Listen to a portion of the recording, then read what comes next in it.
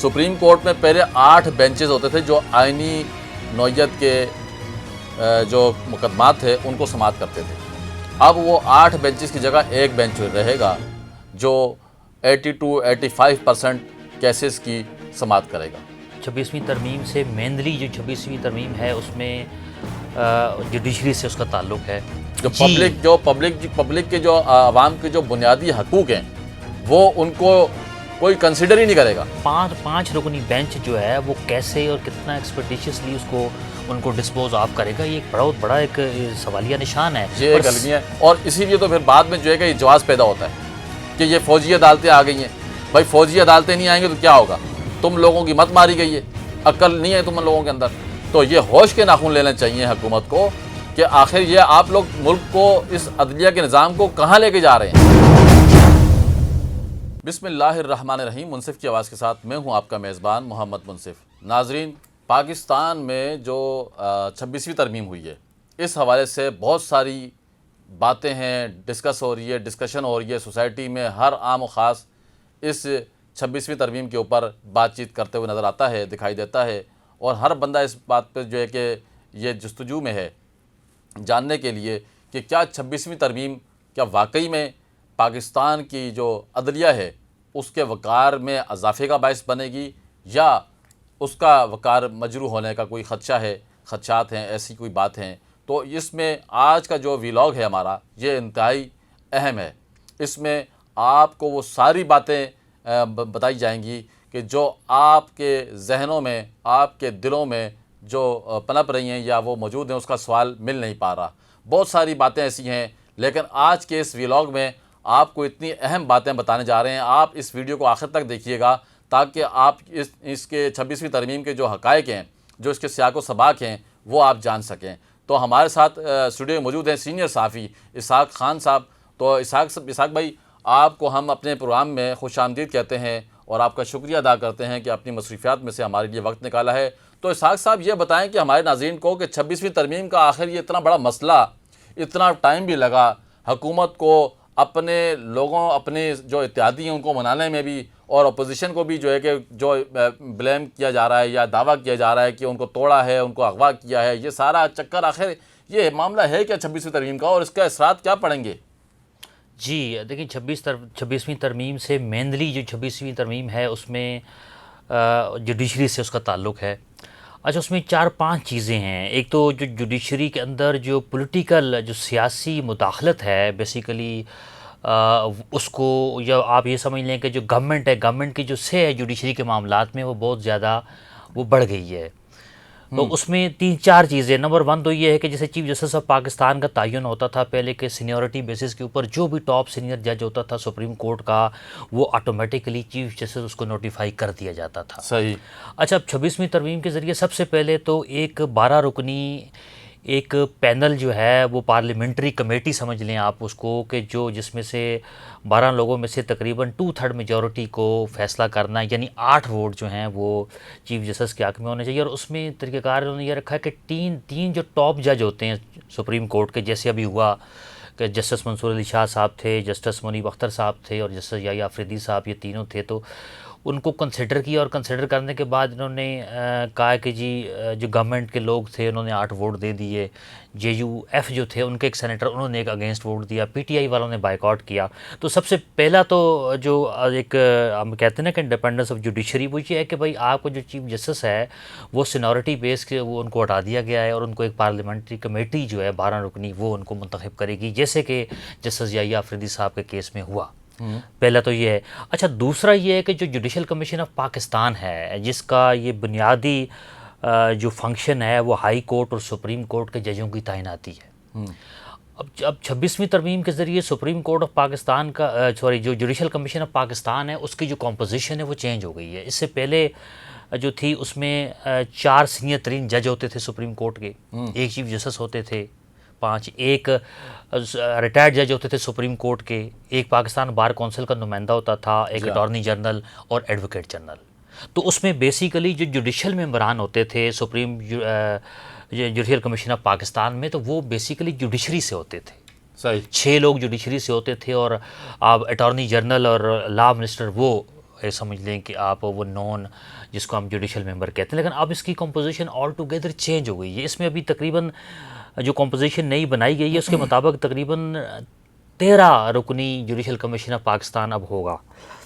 اچھا، اس میں جو ٹاپ کے 4 ججز تھے ان کو مائنس کر 3 کر دیا ہے جو پہلے تھا. ابھی 3 جو سینئر ترین جج ہوں گے سپریم کورٹ کے جوڈیشل کمیشن آف پاکستان کی کمپوزیشن میں، ایک جو ہے چیف جسٹس ہوں گے 4، اور ایک ریٹائرڈ جج ہوگا سپریم کورٹ کا. 5 جو ممبر ہیں یہ جوڈیشل ممبر ہوں گے، اور باقی ریمیننگ جو 8 ہیں وہ نان جوڈیشل ممبر ہیں. صحیح. اب اس میں 2 جو ہیں اپر ہاؤس یعنی سینٹ سے ہیں، 2 جو ممبران ہیں وہ نیشنل اسمبلی سے ہیں، اور ایک جو ممبر ہے جو خاتون یا مائنارٹی وہ بھی اسپیکر صاحب اس کو منتخب کریں گے. تو مطلب 5 لوگ تو یہ ہو گئے جو کہ مختلف 2 ہاؤسز سے اور ایک ریزرو کے لیے رکھا ہے.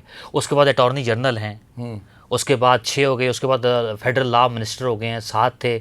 تو یہ 8واں پاکستان بار کونسل کا جو ہوگا وکیل. تو یہ 8 جو ہے نا نان ممبر، جو نان جوڈیشل جو ممبران ہیں، ان کا بڑا کروشل رول ہے.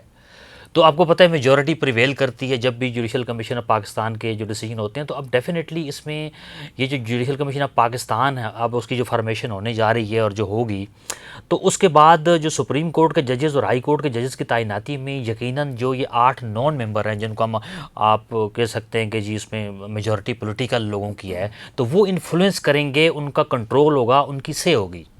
تو ڈیفینیٹلی اب یہ جو ہائی کورٹ اور سپریم کورٹ میں ججوں کی تعیناتی ہے تو وہ اس میں ایک بہت بڑا ایک پولیٹیکل رول جو ہے وہ آ گیا ہے. اس پہ اب یہ والے کلچر بھی آ سکتا ہے کہ جی لائک ڈس لائک کے اوپر کہ جی یہ جج کو ہائی کورٹ سپریم کورٹ نہیں جانا چاہیے، اس کو نہیں جانا چاہیے. تو یہ وہ پوائنٹ ہے ناظرین جو عوام کی جو سوال ہے کہ اس ترمیم سے جو اثر کیا پڑے گا عدلیہ کے وقار پر، عدلیہ کی آزادی پر، جوڈیشری پر کیا اثرات پڑیں گے. اور اصل میں جو بات آئی ہے کہ جو ممبرز جو نان جوڈیشری ممبر جو ڈالے گئے ہیں بیچ میں، ان کی بنیادی طور پر وہ سیاسی مداخلت کے مترادف ہے. ایسا ہی ہے نا جی؟ جی جی بالکل. اور اسحاق صاحب جو ہیں وہ عرصہ دراز سے عدلیہ کی جو ہے رپورٹنگ کرتے ہیں. سپریم کورٹ، ہائی کورٹ یا جتنے بھی اس طرح کے آئینی معاملات ہوتے ہیں، آئینی بحران کو خاص طور پر انہوں نے رپورٹ بھی کیا ہے ماضی میں، اور بڑی گہری نظر رکھتے ہیں یہ. تو یہ جو ان کا پوائنٹ ہے کہ جو سیاسی مداخلت شامل کر لی گئی ہے ججز کی تعیناتی میں، عدلیہ کو اپنے کنٹرول میں کر دیا ہے حکومت نے، اپنی مٹھی میں لے لیا ہے. تو اس کے اسحاق صاحب اس کے اثرات کیا پڑیں گے؟ آپ کیا سمجھتے ہیں کہ جوڈیشری آنے والے جو وقت ہے، آنے والا جو پاکستان کا جو مستقبل ہے، اس میں جوڈیشری کا کیا کردار ہوگا؟ کیا آیا کیونکہ پاکستان کی جو عدلیہ ہے، سپریم کورٹ ہو یا ہائی کورٹس ہوں تمام صوبوں کی، وہاں پر آئینی درخواستوں کا داخل ہونا، ایڈمیشن ہونا ایک بہت بڑی تعداد ہوتی ہے. تو صوبوں میں جو ہائی کورٹس ہیں وہاں پر بھی ایک بینچ بنے گا، اور سپریم کورٹ میں بھی ایک بینچ بنے گا، آئینی بینچ بنے گا. تو اتنی ساری آئینی درخواستوں کی سماعت ایک بینچ کرے گا. جی بڑا آپ کا انٹرسٹنگ سوال ہے. اس سے پہلے میں ایک ایڈیشن دے دوں کہ وہ جو جوڈیشل معاملات میں جو انٹرفیرنس کی بات کریں تو اس میں ایک اور کمیٹی بھی ہے، پارلیمنٹری کمیٹی، جو کہ ججوں کی پرفارمنس کو انالائز کرے گی. یہ it is one of the clauses کہ جس میں انہوں نے مطلب جوڈیشل ایک کہتے ہیں نا کہ آپ جوڈیشری کے اوپر ایک اوور سارٹ رکھ لیا ہے یا پھر ایک سپرویژن رکھ لی ہے جوڈیشری کے اوپر، اور جو پولیٹیکل ایلیمنٹس ہیں وہ کریں گے. اچھا یہ آپ کا بڑا انٹرسٹنگ سوال ہے. اب اس میں دیکھیں یہ جو امینڈمنٹ ہوئی ہے اس میں جو 2 بڑی اہم آرٹیکلز ہیں، جیسے ایک ہائی کورٹ میں آپ آرٹیکل 199 کے تحت کانسٹیٹیوشنل پٹیشن فائل کرتے ہیں، اور اس کا یہ ہوتا ہے کہ اب جب آپ کو کوئی اور ریمیڈی اویلیبل نہیں ہے تو آپ ہائی کورٹ میں آ سکتے ہیں. اور یہ بہت بڑا ایک آپ یہ سمجھ لیں کہ ریلیف ملتا تھا ہائی کورٹ سے پبلک کو. اور موسٹلی یہ جو کیسز ہوتے ہیں نا وہ گورنمنٹ فنکشنریز کے خلاف ہوتی تھی یہ کانسٹیٹیوشنل پٹیشنز. جی جی جی. اور اسی طرح سپریم کورٹ میں 184 ہے آرٹیکل جس کے تحت آپ human rights, violation of fundamental rights, اور ایون اس میں سو موٹو بھی آتا تھا.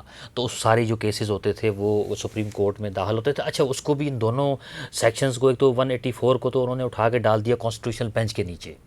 اچھا دوسرا جو کروشل بات ہے وہ یہ ہے نا کہ اب دیکھیں اب پاکستان میں اس وقت 20 لاکھ سے زائد کیسز پینڈنگ ہیں مختلف کورٹس میں، لوور کورٹس میں، اسپیشل کورٹس میں، ہائی کورٹس میں، سپریم کورٹ میں اس وقت کم و بیش 60,000 کے قریب جو ہے نا وہ کیسز پینڈنگ ہیں. اور اس میں سے یقیناً جو ہے نا وہ 80 to 85% جو کیسز ہیں وہ کانسٹیٹیوشنل میٹرز ہیں. ٹھیک ہے. 80 to 85%. یس وہ کانسٹیٹیوشنل میٹرز بتائیں. ہیں. اور جو باقی رہ جاتے ہیں 10% 15% وہ سول اپیلز اور کرمنل اپیلز ہیں جو کہ ہائی کورٹ کے فیصلوں کے خلاف وہاں پہ پینڈنگ ہے. صحیح. تو اب سوال یہ پیدا ہوتا ہے کہ ایک جیسے آئینی ترمیم کے تحت کانسٹیٹیوشنل بینچ بنے گا اور وہ 5 رکنی بینچ ہوگا. اچھا یہاں پہ پہلے یہ بتائیں معذرت کے ساتھ کہ یہ جو 80 to 85% جو آئینی درخواستیں دائر ہوتی ہیں یا ہوئی ہیں ہوتی ہیں یا پینڈنگ میں ہیں جو بھی ہیں، ان کو سننے والے کتنے بینچز تھے پہلے؟ دیکھیں اس سے پہلے تو سپریم کورٹ میں تو 6 بینچز ہوتے تھے، 8 بینچز ہوتے تھے، 9 بینچز ہوتے تھے. وہ ڈپینڈ کرتا تھا مطلب اسلام آباد میں اور کراچی میں بھی آپ نے دیکھا کہ 3 بینچز ہوتے ہیں. پشاور میں بھی سم ٹائم ہوتے ہیں. تو جو رجسٹریز ہیں 4، ایک تو پرنسپل سیٹ اسلام آباد میں وہاں پہ 6 بینچ 7 بینچ آج 8 بینچ موسٹلی ہوتے تھے اور باقی جو رجسٹریز ہیں وہاں پہ بھی بینچز ہوتے تھے. تو ابھی ایک بینچ یعنی 5 رکنی ایک جو بینچ ہے جس کو ہم کانسٹیٹیوشنل بینچ جو ہے نا وہ ان کا نام دیا ہے جس کو کیا جی 26ویں ترمیم سے. تو اب اس میں سب سے بڑا ایک چیلنج یہ ہے کہ وہ جو تقریباً آپ یہ سمجھ لیں کہ 50,000 سے ریلیٹڈ اراؤنڈ 50,000 جو کیسز ہیں جس کے اندر کانسٹیٹیوشنل ایشوز انوالوڈ ہیں، تو ان کو ایک 5 رکنی بینچ جو ہے وہ کیسے اور کتنا ایکسپیڈیشیسلی ان کو ڈسپوز آف کرے گا، یہ ایک بہت بڑا ایک سوالیہ نشان ہے. یہ ایک المیہ ہے. اور سملرلی جیسے سندھ ہائی کورٹ کی میں آپ کو مثال دوں، اس وقت سندھ ہائی کورٹ میں تقریباً 85,000 کے قریب کیسز پینڈنگ ہے اور ان 85,000 میں سے تقریباً وہی 70 to 75% جو کیسز ہیں وہ کانسٹیٹیوشنل پٹیشنز ہیں جن کو ہم کہتے ہیں کہ 199 کے تحت جو موسٹلی گورنمنٹ کے خلاف ہی ہوتی ہے، تو وہ پینڈنگ ہے. تو یہاں پہ بھی یہی ہے کہ یہاں پہ جوڈیشل کمیشن آف پاکستان کا اجلاس ہوگا، اس کے بعد متعلقہ پروونشل اسمبلیز ریزولوشن پاس کریں گی، تو اس کے بعد پھر کانسٹیٹیوشنل بینچ بنے گا. تو اب یہ ہے کہ تمام جو ہمارے ہائی کورٹس ہیں وہاں پہ بھی اس وقت آپ سمجھ لیں کہ جی 30,000 40,000 50,000 اس طرح کے کیسز مختلف ہائی کورٹس میں ان کی مجموعی تعداد کا یقیناً 80% ہے، کہیں 70% ہے وہ کیسز پینڈنگ ہے. اور ایک بینچ ان کو کیسے ڈسپوز آف کرے گا اور باقی جو ججز ہیں ریننگ ججز ہیں وہ باقی 10% یا 15% سول اپیلیں ہیں وہ ان کو سنیں. یعنی کہ سپریم کورٹ میں ناظرین آپ کو سمجھانے کے لیے یہ آسان لفظوں میں یہ اس طرح سے کہہ سکتے ہیں، سپریم کورٹ میں پہلے 8 بینچز ہوتے تھے جو آئینی نوعیت کے جو مقدمات تھے ان کو سماعت کرتے تھے. اب وہ 8 بینچز کی جگہ ایک بینچ رہے گا جو 80 to 85% کیسز کی سماعت کرے گا. پہلے اتنے پینڈنگ میں کیسز تھے اور اب جو ہے کہ ان کی تعداد بڑھ جائے گی. یا تو یہ ہوگا کہ جو بھی کیس آئے گا اس کو ڈسپوز آف کر دیں گے، سنیں گی نہیں.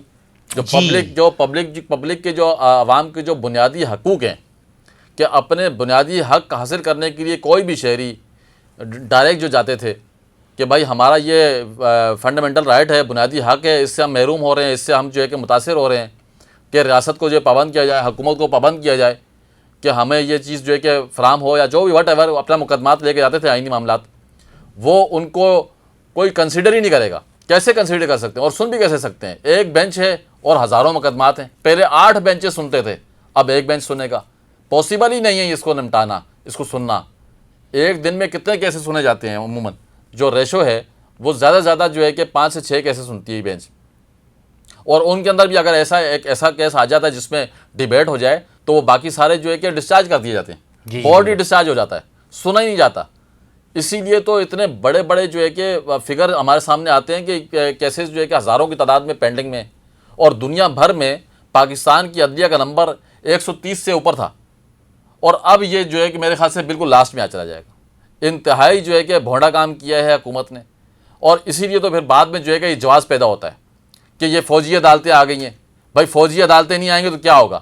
تم لوگوں کی مت ماری گئی ہے، عقل نہیں ہے تم لوگوں کے اندر کہ 8 بینچوں کو ختم کر کے تم نے ایک بینچ بنا دیا. کیوں؟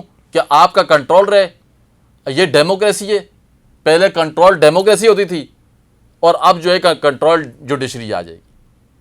تو یہ ہوش کے ناخن لینا چاہیے حکومت کو کہ آخر یہ آپ لوگ ملک کو، اس عدلیہ کے نظام کو کہاں لے کے جا رہے ہیں؟ عدلیہ کا تشخص آپ نے بگاڑ کے رکھ دیا، عدلیہ کا وقار مجروح کر دیا آپ نے ماضی سے بھی کوئی سبق نہیں سیکھا. ماضی میں جو آپ نے بلنڈر مسٹیک کی ہیں، نون لیگ نے خاص طور پر جو خاص طور پر جو بلنڈر مسٹیک کی ہیں ان سے کوئی سبق نہیں سیکھا. اور ایسی بھونڈی حرکتیں کر کے آپ نے مزید جو ہے کہ پاکستان کی عدلیہ کا جو نظام ہے اس کو آپ نے بگاڑ کے رکھ دیا ہے. اور کیا بعید ہے کہ آنے والا جو وقت ہے وہ کوئی چیف جسٹس ہی آپ کا جو ہے کہ دھڑن تختہ کر دے. ماضی میں بھی تو یہ چیزیں سامنے آئی ہیں نا, ماضی میں بھی تو یہ چیزیں ریکارڈ پر ہیں کہ جن کو آپ نے پروموٹ کر کے جو ہے کہ اپنا بنایا, لاڈلا بنایا, انہوں نے آپ کے جو ہے کہ حکومتوں کو کلٹی کیا, دھڑن تختہ کر دیا اور اٹھا کے سلاخوں کے پیچھے بھیج دیا آپ کو. کہاں تھی اس وقت آپ کی جمہوریت؟ کہاں تھی اس وقت آپ کی مین پاور شو؟ کچھ بھی نہیں تھی. لاسٹ ٹائم بھی ایسا ہی ہوا کہ وہاں سے جو ہے کہ نکل کے آ رہے ہیں دولہے راجہ, اور دولہے راجہ کو جو ہے کہ ریسیو کرنے والے آگے کوئی قوم ہی نہیں تھی. یہ ایک المیہ ہے ناظرین, پاکستان کے اندر اس چیز کو ایک مذاق بنا کے رکھ دیا ہے, پاکستان کی ریاست کو کھلواڑ بنا کے رکھ دیا ہے کہ جو پاپولر ہیں, جو انتہائی پاپولر پارٹی ہے, اس کو آپ نے سائیڈ لائن کر کے اڈیالہ جیل میں قید کر دیا ہے, اور باقیوں کو جو ہے کہ آپ نے اتحادیوں کو ملا کر, مجھے تو حیرت ہو رہی ہے پاکستان پیپلز پارٹی پر بھی کہ کس طرح کی ترمیم کو جو ہے کہ انہوں نے پروموٹ کیا ہے اور ان کو سپورٹ کیا ہے. تو بہرحال اچھا مصعب سوری میں آپ کو انٹرپٹ کر رہا ہوں, ایک میں اس میں ایک ایڈیشن کر دوں جو آپ نے بات کی. اس میں دیکھیں پہلی بات تو یہ ہے کہ یہ گورنمنٹ جب 26ویں ترمیم آئی تھی تو گورنمنٹ نے کہا تھا کہ جی یہ پاکستان میں لاکھوں کیسز پینڈنگ ہے تو ہم یہ ترمیم کر رہے ہیں تاکہ کیسز ڈسپوز آف ہوں. انہوں نے ایک یہ پلی لی تھی کہ جی ہم ایکسپیڈیشس جو پینڈنگ کیسز ہیں تو وہ بات آپ والی ہے تو وہ کیسے اس کو کریں گے. اچھا دوسری بات یہ ہے کہ اس میں اب دیکھیں اب سوال یہ پیدا ہوتا ہے کہ اس کا ہوگا کیا. ہوگا اب ایک تو نمبر ون ایک تو یہ ہے کہ جی یہ لائرز ہیں, لائرز موومنٹ اب کہیں گے جی وہ چلے گی, لیکن 2007 کے مقابلے میں 2026 ابھی 24 میں سرکمسٹانسز مختلف ہیں. اس وقت لائرز کے ساتھ پولیٹیکل سپورٹ تھی, اب ایک سر پولیٹیکل پارٹی جو ہے وہ کھڑی ہے, باقی سب پولیٹیکل پارٹیز گورنمنٹ کے ساتھ مل گئی ہیں. تو ابھی دیکھیں ایک اس میں پاسبلٹی دیکھیں سپریم کورٹ اور ہائی کورٹ میں بہت ساری پٹیشنز 26ویں ترمیم کے حوالے سے آئی ہیں. اب خیر ہائی کورٹ کے لیے تو بڑا مشکل ہے کہ جی ان کے پٹیشنز کو سننا اور اس کے اوپر فیصلہ کرنا, لیکن ایک پاسبلٹی ہے جو کہ ہائیلی ان لائکلی ہے. وہ پاسبلٹی یہ ہے کہ جی سپریم کورٹ میں یہ جو بہت ساری پٹیشنز اب تک فائل ہو چکی ہیں تو وہ سپریم کورٹ کا ایک جس کو ہم فل کورٹ کہتے ہیں, فل کورٹ یعنی مطلب سپریم کورٹ کے 17 ججز ہوتے ہیں, سینکشن اسٹرینتھ تو ابھی چیف جسٹس صاحب قاضی فاضل عیسیٰ صاحب ریسنٹلی ریٹائر ہوئے تو ابھی 16 رہ گئے ہیں. 16 رہ گئے تو اب اس کا مطلب یہ کہ 16 ججز ایک چیف جسٹس صاحب یا پھر جو پریکٹس اینڈ پروسیجر ایکٹ کے تحت جو کمیٹی بنی ہے 3 رکنی, اس میں آپ کو پتہ ہے وہ ان کو دوبارہ سے منیب اختر صاحب کو شامل کر لیا گیا ہے, تو وہ ڈیسائیڈ کرے گی. تو یہ ایک پاسبلٹی ہے کہ جو پٹیشنیں ابھی آئی ہیں تو اس کے لیے ایک وہ کمیٹی جو ہے ایک فل کورٹ بنائے, فل بینچ بنائے جو کہ پورے 16 ججز سنیں اور سن کے اس کے اوپر اپنا کوئی ورڈکٹ دیں, مطلب مے بی کہ وہ اس کو انڈو کر دیں یا اس کو justify whatever the case may be. لیکن this is one of the possibility کہ جی جو اگر آپ جوڈیشری سے, کیونکہ لائرز بیچارے وہ کر رہے ہیں اپنے طور پہ, لیکن ابھی لائرز بھی ڈیوائیڈڈ ہیں. ایک آپ کو بڑا کروشل میں آپ کو بات بتاؤں, 2007 میں تمام وکیل جو تھے یونائٹڈ تھے.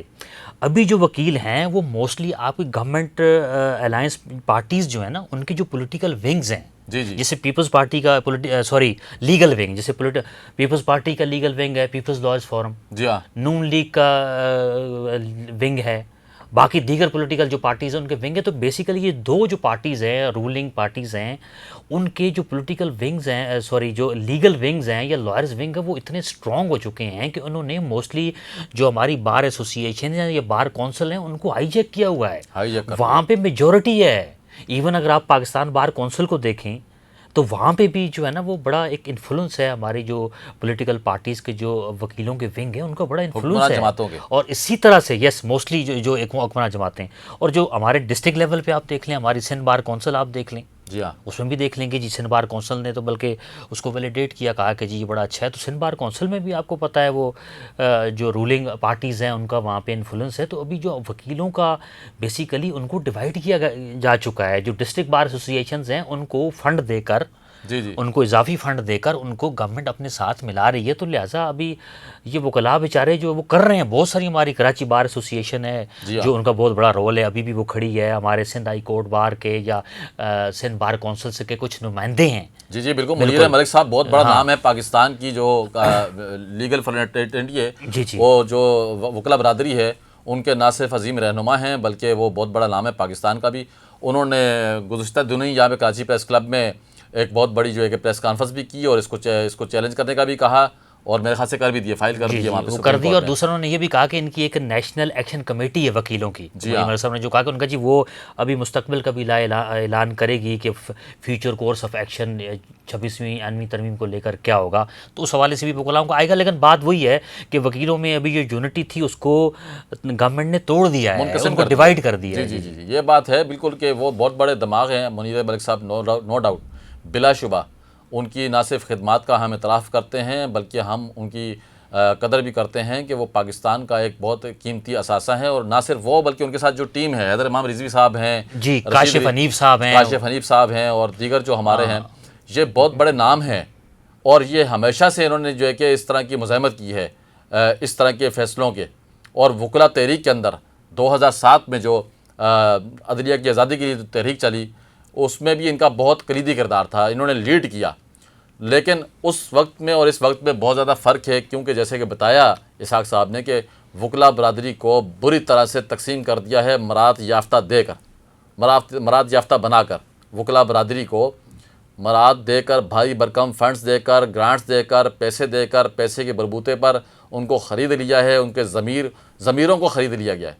یہ انتہائی شیمفل بھی ہے، یہ انتہائی شرمناک عمل ہے کہ وکلا برادری کے اندر وہ کالی بھیڑیں جنہوں نے ان معاملات پر جو ہے کہ اپنے سودے بازی کی ہے اور اس طرح سے عدلیہ کے وقار کو مجروح کیا ہے، عدلیہ کی آزادی پر اپنے ضمیروں کو بیچ دیا ہے. یہ بہت بڑا نہ صرف قوم کے ساتھ ہے دھوکہ ہے، بلکہ میں سمجھتا ہوں کہ انہوں نے اپنے پیشے سے بھی جو ہے کہ ان کا حق ادا نہیں کیا، اور غداری کی ہے اس کا حق ادا نہیں کیا انہوں نے.